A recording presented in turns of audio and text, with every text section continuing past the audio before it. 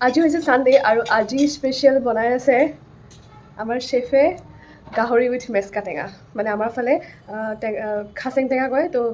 ভিডিঅ'টো চাওঁ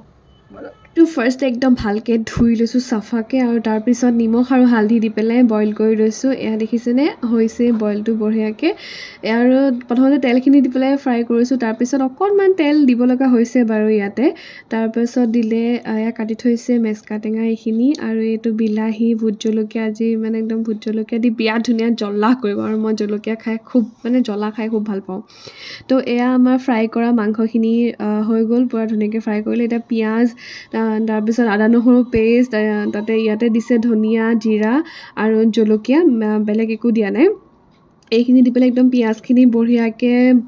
ভাজি লৈছে আৰু এই যিখিনি মানে আদা নহৰু পেষ্টৰ পানী আছিলে সেইটো ধুনীয়াকৈ দিছে বাকী এই ৰেচিপিটো মানে মোৰ হাজবেণ্ডে বনাইছে বাৰু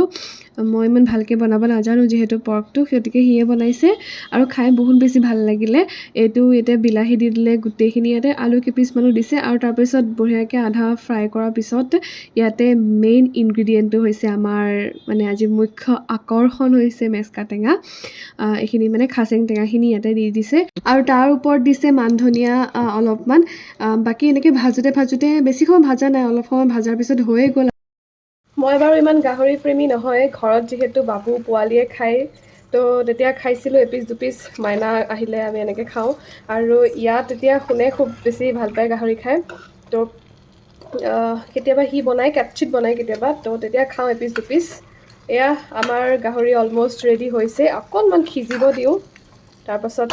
পৰিৱেশন কৰিবলৈ একদম ৰেডি মোৰ প্লেটখন চাওক ইমান ধুনীয়া মানে কৈছোঁ ন বহুত বেছি টেষ্টি হৈছিলে এনেই মই পৰ্ক এপিচ বা দুপিচ খাওঁ কিন্তু মই এইখিনি পৰ্ক মই 3 পিচ খাইছোঁ ইমানেই বেছি টেষ্ট হৈছিল নহয় আৰু জ্বলাটো বহুত ধুনীয়া জ্বলা হৈছিলে ছুপাৰ টেষ্টি